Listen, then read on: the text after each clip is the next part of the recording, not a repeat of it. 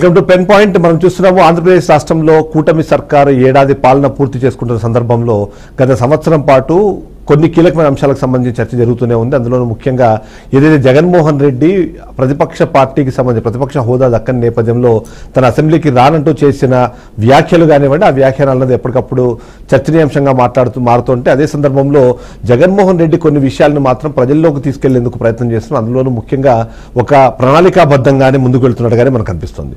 ఇప్పటిదాకా ఆయన బయటకు వచ్చిన సందర్భాలు రెండు. ఒకటి, ఏదైతే రైతులకు సంబంధించిన ఇష్యూస్ ఉన్నప్పుడు ఆయన బయటికి వచ్చి అక్కడ ఆ రైతులతో మాట్లాడి వాళ్ళ కష్ట నష్టాలు తెలుసుకునే ప్రయత్నం చేస్తుంటే, మరోవైపు ఆ పార్టీకి సంబంధించిన నాయకులు ఎవరిపైన దాడులు జరిగినా లేకపోతే వాళ్ళు ఏదైనా మరణాలు సంభవించినప్పుడు వాళ్ళ ఇళ్లకు వెళ్తున్న సందర్భాలు మనం చూస్తున్నాం. ఇక కొన్ని సందర్భాల్లో శుభకార్యాలు జరుగుతున్నప్పుడు కూడా వెళ్తున్నారు. ఈ పరిస్థితులు తప్ప మిగిలిన సందర్భాల్లో ఎప్పుడు బయటకు రాని సిచ్యువేషన్ కనిపిస్తుంది. ఇవాళకి వాళ్ళు చూస్తే ప్రకాశం జిల్లా పొదిలికి సంబంధించిన ఒక పర్యటన అయితే మనకు కనిపిస్తుంది. అందులో భాగంగా పొగాకు రైతులు వాళ్ళు ఎదుర్కొంటున్న కష్టాలు, వాటితో పాటు ఈ క్రాప్ వ్యవస్థను నీరు గార్చిన నేపథ్యంలో కూటమి తప్పు చేస్తుంది అనే విధంగా దాన్ని ప్రజల్లోకి తీసుకెళ్లే ప్రయత్నం చేసినట్టుగా మనకు అర్థమవుతుంది. అందులో భాగంగానే ఇవాళ పొదుల్లో ఏదైతే నిర్వహించారో అక్కడ కూడా ఒక రకంగా చెప్పాలి అంటే అక్కడ తన కార్యకర్తలతో కూడా హడావుడి చేసిన నేపథ్యం మనకు కనిపిస్తుంది. దానికి సంబంధించి అక్కడ కొన్ని ఇష్యూస్ కూడా జరిగాయి. మన పొదుల్లో మనం చూసినప్పుడు అక్కడ మనం ముఖ్యంగా చూస్తే మాత్రం అయితే మహిళల మీద దాడులు జరగడం కానివ్వండి, దాన్ని కొద్దిగా ఉద్రిక్త పరిస్థితులు అక్కడ నెలకొన్న పరిస్థితి కూడా చూసాం. ఫైనల్గా అయితే రైతులను కలిశారు, రైతులకు సంబంధించిన కష్ట నష్టాలు తెలుసుకునే ప్రయత్నం చేశారు. తన హయాంలో రైతులను ఎలా చూసుకునే వాళ్ళు, ఒక వైపు ఆర్బీకే కానివ్వండి, మరోవైపు ఈ క్రాప్ వ్యవస్థ ప్రజలకు రైతులకు ఎలా లాభం చేకూర్చేది, దాన్ని ఇప్పుడు నీరు కార్చడం వల్ల ప్రజలు ఎలా ఇబ్బంది పడుతున్నారు, రైతులు ఎలా నష్టపోతున్నారు అనే విషయాన్ని చెప్పే ప్రయత్నం అయితే చేశారు. బట్ అదే సందర్భంలో కార్యకర్తలు కానివ్వండి, ఆయన అభిమానులు కానివ్వండి, సీఎం అంటూ అనడం కానివ్వండి, మరికొన్ని అక్కడ నినాదాలు అన్నది కనిపించిన సిచ్యువేషన్ మనం చూసాం. ఒకసారి మా రిపోర్టర్ వెంకట్ దగ్గరికి వెళ్దాము. వెంకట్, మనం చూసాము అంటే జగన్మోహన్ రెడ్డి చాలా స్ట్రాటజికల్గా ముందుకెళ్తున్నారు. ఎందుకంటే ప్రభుత్వానికి సంబంధించిన వైఫల్యాలను ఎక్కువ పెట్టాలన్నా, దాన్ని ఇప్పుడు ప్రజల్లోకి తీసుకెళ్లాలన్నా సరే రైతు సమస్యలు అన్నవి కీలకంగా కనిపించినట్టుగా మనకు అర్థమవుతుంది. అందులోనూ ఈ రెండు కూడా అంటే గతంలో చేసిన మిర్చి రైతులకు సంబంధించి కూడా అది ఒక అంటే ఏమంటారు మన బిజినెస్ సంబంధించిన పాయింట్ ఆఫ్ వ్యూలో మనం చూస్తున్నాము. అంతేకాకుండా ఇప్పుడు పొగాకు కూడా, ఇవి రెండు కూడా వ్యాపార సంబంధిత వ్యవసాయంగా మనం చూస్తుంటాం. సో ఏంటి అంత స్ట్రాటజికల్గా వెళ్తున్నారు అనుకోవచ్చా? పొగాకు అంతేకాకుండా మిర్చి, ఈ ఇద్దరు రైతులను వెళ్ళి అక్కడ పరామర్శించడము, వాళ్ళకి గిట్టుబాటు ధర దొరకట్లేదు అనే విషయాన్ని చెప్పే ప్రయత్నం చేయడం ఎలా చూడాలంటారు? ఈరోజు మాజీ సీఎం జగన్మోహన్ రెడ్డి ప్రకాశం జిల్లా పొదిలి గ్రామం వెళ్ళారు. అక్కడ ఉన్నటువంటి పొగాకు రైతులతో మాట్లాడే ప్రయత్నం చేశారు.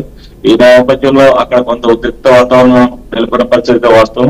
ఈ ఏదైతే పొగాకు, గంజాయి ఇటువంటి ఈ మాదక ద్రవ్యాలను సపోర్ట్ చేస్తున్నారంటూ కూడా ప్రతిపక్ష నేతలు విమర్శిస్తున్న పరిస్థితి ఉంది. ప్రస్తుతం పొగాకు రైతులు చాలా తీవ్ర నష్టాలు ఎదుర్కొంటున్నారు. అక్కడ ఉన్నటువంటి గతంలో 366 రూపాయలు ఉండే బెయిల్ ఇప్పుడు దాన్ని రేటు తగ్గిపోయిందని, వారికి సరైన మార్కెట్ ధర లేక రైతులు తీవ్ర నష్టాలు ఎదుర్కొంటున్నారని, అదేవిధంగా ఏదైతే కూటమి ప్రభుత్వం వచ్చిన తర్వాత రైతులను మొత్తం కేంద్ర స్థాయికి దిగదార్చిందని, రైతులకు ఎటువంటి సహాయ సహకారం అందించట్లేదని కేవలం ప్రచార ఆర్పాటంగానే తమ కార్యక్రమాలు నిర్వహిస్తారని కూడా వారు చెప్తున్న పరిస్థితి ఉంది. అదేవిధంగా ఈ రోజు ఏదైతే ఈ పొదిలి గ్రామంలో జరిగిన పర్యటన ఉందో ఆ పర్యటన అంతా కూడా వివాదాస్పదంగానే సాగింది. తొలుత ఈ పొదిలి గ్రామంలో ఇది అమరావతి రైతులకు క్షమాపణ చెప్పాలంటూ అక్కడ ఉన్న మహిళలు పొదిలి గ్రామం రావద్దంటూ కూడా వాళ్ళు నిరసన తెలిపారు. ఈ నేపథ్యంలో కొంతమంది గుర్తు తెలియని వ్యక్తులు జగన్ కాన్వాయ్ వెళ్తుంటే రాళ్లు విసరడం, ఈ రాళ్లు అక్కడే ఉన్నటువంటి పోలీసులు అదేవిధంగా మహిళలపై తగిలి తీవ్ర గాయాలైనాయి. అయితే అక్కడ ఉన్నటువంటి పరిస్థితుల్లో ఈ నేపథ్యంలో అక్కడ టీడీపీ కార్యకర్తలు, వైసీపీ కార్యకర్తలు ఒకరికొకరు పరస్పరం దాడులు చేసుకున్న పరిస్థితి ఉంది. ఈ దాడి వైసీపీ నేతల దాడిలో కొంతమంది మహిళలు అదేవిధంగా పోలీసులకు కూడా తీవ్ర గాయాలైనాయి. ఎవరైతే ఈ రాళ్లు విసిరారో ఆ రాళ్లు విసిరిన వారి కోసం పోలీసులు అయితే గాలింపు చర్యలు చేపట్టారు. కొంతమంది పోలీసుల అదుపులో కూడా. ఇక్కడ మీరు ఒక పాయింట్ చెప్పండి. మీరు రైతులకు సంబంధించిన సమస్యల గురించి మాట్లాడడం ఒకటైతే, ఇప్పుడు పొగాకు రైతులు కానివ్వండి, మొన్న మిర్చి రైతులు కానివ్వండి, అంటే వీళ్ళ రైతులకు సంబంధించిన సమస్యలను ప్రజల్లోకి తీసుకెళ్లడం ద్వారా అంటే మెజారిటీ ఏదైతే అంటే అఫెక్ట్ అవుతున్న ఒక ఇండస్ట్రీ గానో లేకపోతే ఒక సెగ్మెంట్ గానో వ్యవసాయాన్ని చూపించే ప్రయత్నం ఏమైనా చేస్తున్నారా? అంతేకాకుండా రైతు భరోసాకు సంబంధించిన విషయం గురించి కూడా ఈరోజు ఆయన మాట్లాడారు. ఎలా చూడాలంటారు? కూటమి ప్రభుత్వం ఏదైతే ఇచ్చిందో సూపర్ 6 హామీల్లో రైతులకు సంబంధించి ఇప్పటి వరకు కూడా ఒక పథకం కూడా అమలు చేయలేదు. అటు రైతు భరోసా కానీ అదేవిధంగా ధాన్యంకి గిట్టుబాటు ధర వేస్తానన్న అక్కడక్కడ తూతూ మంత్రంగా చేస్తున్న పరిస్థితి అయితే ఉంది. ఏదైనా రైతులకు ధాన్యం కొనుగోలు చేయాలి రైతు భరోసా కేంద్రాల ద్వారా అప్పట్లో వైసీపీ ప్రభుత్వం పటిష్టంగా చేసేది. అయితే ప్రస్తుతం ఉన్న కూటమి ప్రభుత్వం వచ్చాక ఈ ధాన్యం అయితే కొనుగోలు చేస్తుంది కానీ వారికి సక్రమంగా డబ్బులు పట్టలేదని కూడా రైతులు ఆవేదన చెందుతున్నారు.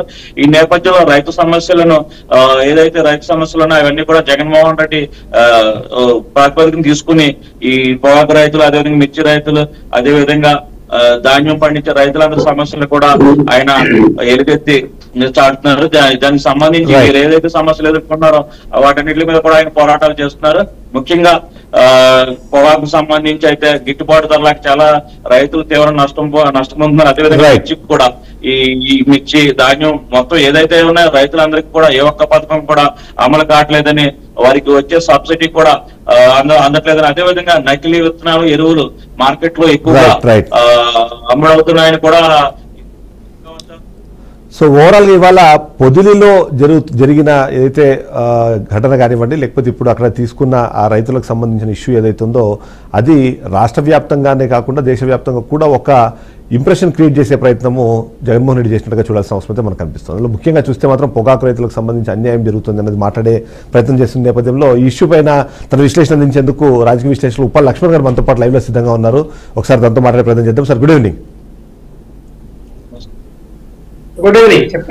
సార్ మనం ఇక్కడ చూస్తున్నామంటే జగన్మోహన్ రెడ్డి సరే సంవత్సర కాలంలో అంటే ప్రభుత్వం మీద దానికి సంబంధించిన ఏమైనా ఆరోపణలు చేయాలనుకున్న నేపథ్యం కానివ్వండి లేకపోతే బయటకు వచ్చిన గ్రౌండ్ యాక్టివిటీ చేయాలన్నప్పుడు ఎక్కువగా ఎంచుకుంటుంది రైతులకు సంబంధించిన ఇష్యూస్ ని ఎంచుకునే ప్రయత్నం చేస్తున్నారు.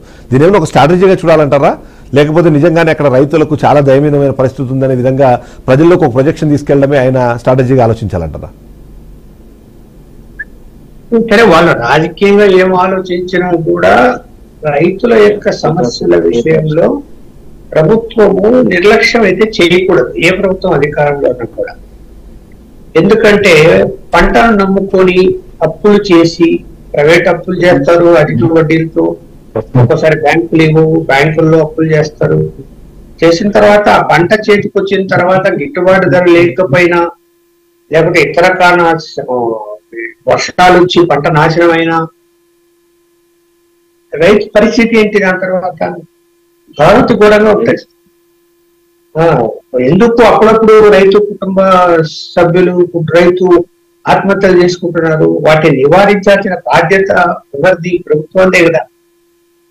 అందువల్ల ఏంటంటే ప్రతిపక్ష నాయకుడిగా జగన్మోహన్ రెడ్డి గారు ఎప్పుడు రైతులు సమస్యలు తెలిసినా కూడా దాని మీద అతను మాట్లాడుతున్నటువంటి విమర్శించాల్సిన అవసరం ఉంది, ప్రభుత్వ దృష్టికి కావాల్సిన అవసరం.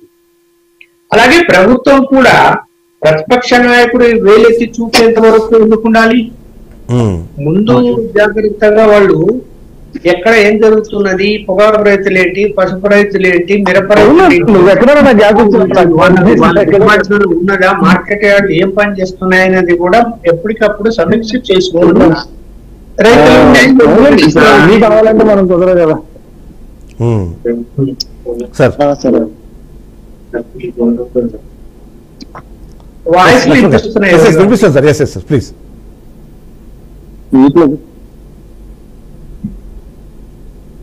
సార్ లక్ష్మణ్ గారు ఎవరైనా వాళ్ళు ఫోన్స్ ఇవ్వండి మాట్లాడి. సార్ మీరు కంటిన్యూ చేయండి ప్లీజ్, కంటిన్యూ చేయండి ప్లీజ్. బట్ అలా ప్రభుత్వానికి కూడా బాధ్యత ఉంది. రాజకీయ కారణాలు ఒకరికొకరు విమర్శలు చేసుకోవడం అది వేరే విషయం, చేసుకుంటారు. కాకపోతే ఏంటి వాస్తవ పరిస్థితులు ఏంటి? ఇప్పుడు క్వింటాలకు దక్కవలసినటువంటి రేటు కంటే అందులో సగం కూడా దక్కకపోతే రైతు పరిస్థితి ఏంటి అనేది ఎవరైనా ప్రశ్నించాల్సిందే. రైతులకు న్యాయం చేయాల్సినటువంటి బాధ్యత కూడా ఉంది. సరే రైతు భరోసాను, రైతు బంధులు ఇవన్నీ కూడా ప్రభుత్వం మరి చేయటానికి వాళ్ళు చెప్తున్నది ఏంటి? కూటమి ప్రభుత్వం అప్పుల పాలైంది, ఇది మాత్రం మాట్లాడతారు. మరి ముందు ఎన్నికల ముందు మీరు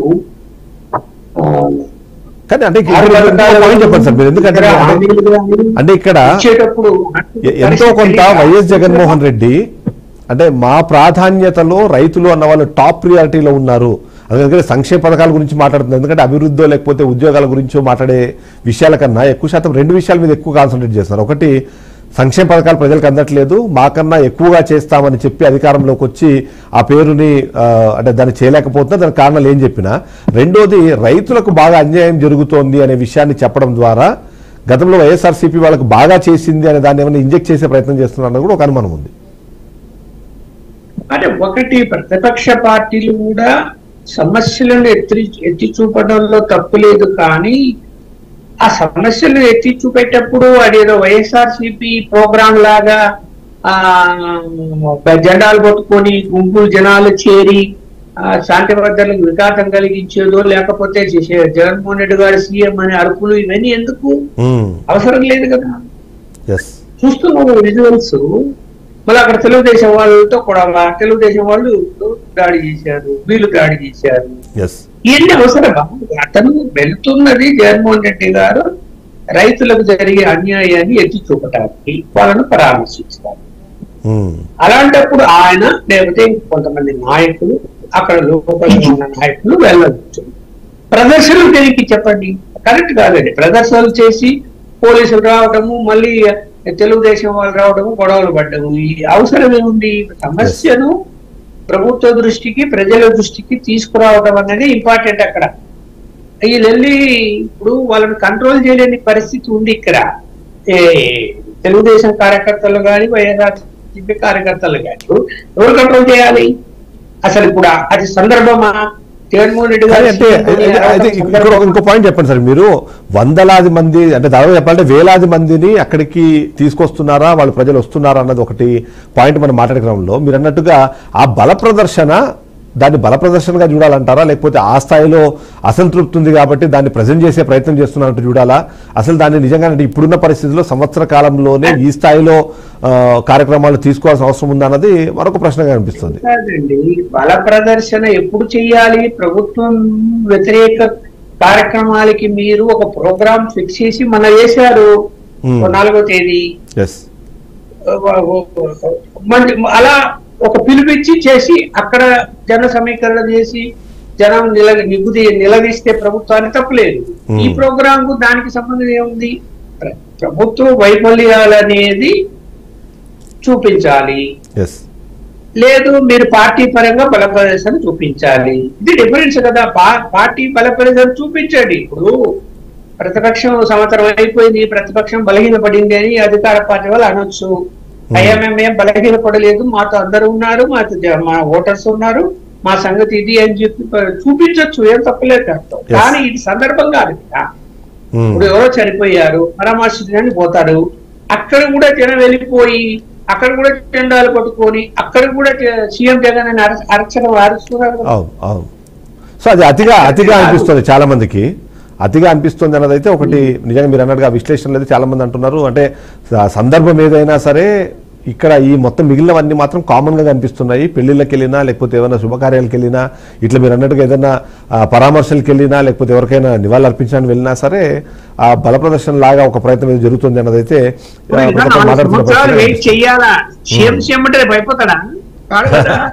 టైం ఉంది. వ్యవస్థ ఒక షార్ట్ బ్రేక్ తీసుకుందాము లక్ష్మణ్ గారు. దీని తర్వాత మరికొన్ని ఇంపార్టెంట్ విషయాలని, అందులో ముఖ్యంగా ఏపీలో సూపర్ 6 హామీలకు సంబంధించిన డిస్కషన్ ఎవ్రీ సందర్భంలోనూ జరుగుతూనే ఉంది. అసలు సూపర్ 6 హామీల అమల్లో ఏం జరుగుతుంది, ఇప్పటికే అమ్మఒడికి సంబంధించి గతంలో చేసిన దాన్ని తల్లికి వందనంగా మార్చిన తర్వాత ఇప్పుడు ప్రజలకు దానివల్ల జరిగే లాభం ఏంటనే విషయంపై కూడా మనం చర్చించే ప్రయత్నం చేద్దాం. ఒక షార్ట్ బ్రేక్ తీసుకుందాం. బ్రేక్ తర్వాత పెన్ పాయింట్ కంటిన్యూ అవుతుంది. Stay tune.